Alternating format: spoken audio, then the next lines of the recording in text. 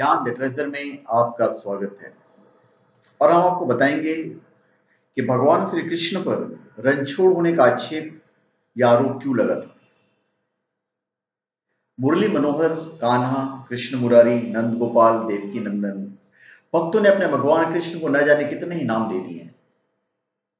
शांत और कोमल सूरत वाले कान्हा की लीलाओं से तो सारा जग वाकिफ है, कहने की जरूरत नहीं है। हिंदू धर्म में कई देवताओं का जिक्र है जिनके कई कई नाम हैं।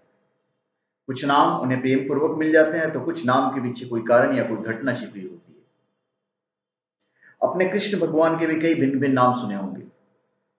आज हम आपको उनमें से एक नाम के पीछे जो हकीकत है वो बताएंगे, या कहानी कह लीजिए वो बताएंगे कि आखिर कृष्ण को वो नाम कैसे मिला।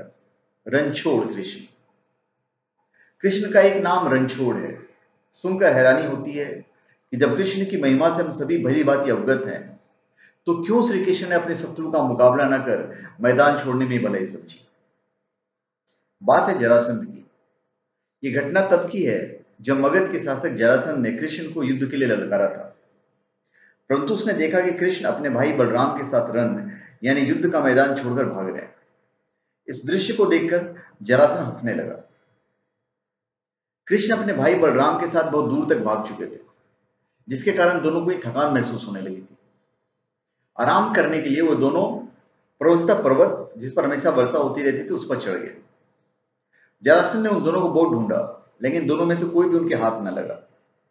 तब जरासंध ने अपने सैनिकों को आदेश दे दिया कि वो इस पर्वत को आग लगा दें। भगवान कृष्ण ने जब यह देखा कि वो पर्वत जलने लगा है तो उन्होंने अपने भाई बलराम के साथ मिलकर उस 44 कोस ऊंचे पर्वत से छलांग लगा दी और जरासंध के सैनिकों की नजरों से बचते हुए समुद्र से घिरी द्वारका नगरी में जा पहुंचे। जरासंध को लगा कि कृष्ण और बलराम उस आग में जलकर मर गए हैं। वो अपने आप को अत्यंत शक्तिशाली समझने लगा था और इस घटना को उसने अपनी जीत मान लिया। वो इस बात को अपनी शान मानते हुए वापस मगध लौट आया। अब आप सोच रहे होंगे कृष्ण भगवान ने मैदान छोड़कर भागने का विकल्प क्यों चुना। इसके पीछे भी उनकी एक कूटनीतिक चाल थी।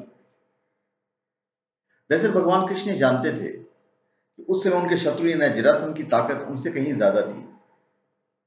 रण छोड़ने के वह संदेश देना चाह रहे थे कि दुश्मन का सामना तभी करना चाहिए जब आपको अपने बल पर पूरा यकीन हो। अगर आपको लगता है कि आपकी ताकत उनसे कम पड़ रही हो तो जान जोखिम में डालने से बेहतर वहां से भागने में ही भलाई है। अगर जान बची रही तो आगे कई अवसर मिलेंगे।